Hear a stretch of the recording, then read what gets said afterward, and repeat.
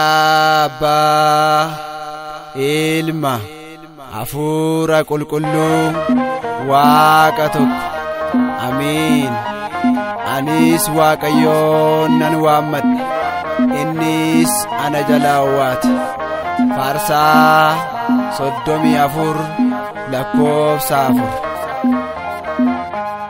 Amanuel Gooftaa yaa barara sirra jalakisa nageenyi barari amma bara kanaaf si kadhanna galgala ganama ati nuuf dhaga'i yaa barara.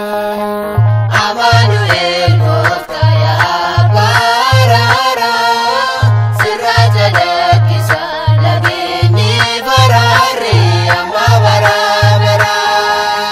kanaaf si kadhanna galgala ganama ati nuuf dhaga'i yaa barara.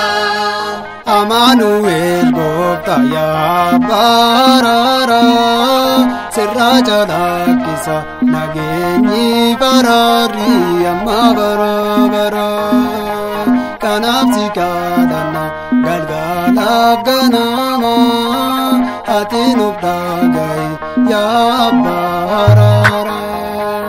Amanuel Gooftaa yaa barara sirra jalakisa nageenyi barari amma bara kanaaf si kadhanna galgala ganama ati nuuf dhaga'i yaa barara. Araarri dhiifamni sibiira nuuf madda hunda keenya ulfinni kee adda galatoomii jenna kanaaf hundi keenya.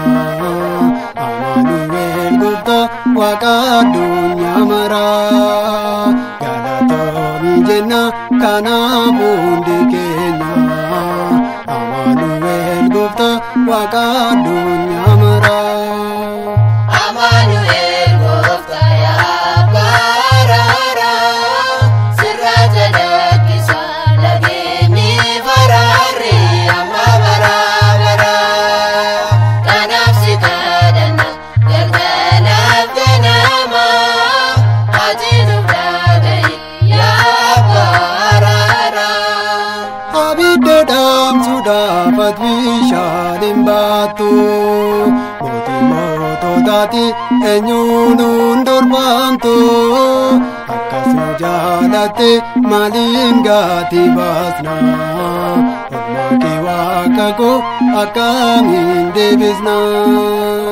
Akkas nu jaalatte maaliin gatii baasna ormaa kee waaqa koo akkamiin deebisna.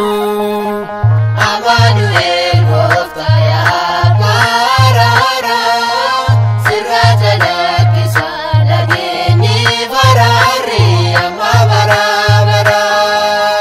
kanaaf si kadhanna galgala ganama ati nuuf dhaga'i yaa barara. Akkasi faarfannu ati nu jabeessi cubbuu keenya dhiisi ati nu eebbisi. Akka aarsaa Abeel aarsaa keenya fuudhu akka hin bannetti barruu harka keetti ati nu qabadhu. Akka aarsaa Abeel aarsaa keenya fuudhu akka hin bannetti barruu harka keetti ati nu qabadhu.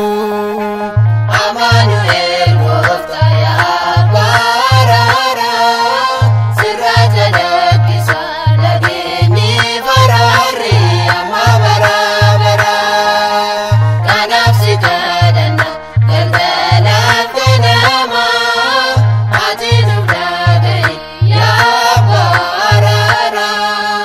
Abidda dhaamsuudhaaf ati bishaan hin baattu taati eenyuun dorfamtu akkas nu jaalatte maaliin gatii baasna olmaa kee waaqa koo akkamiin deebisna akkas nu jaalatte maaliin gatii baasna olmaa kee waaqa koo akkamiin deebisna.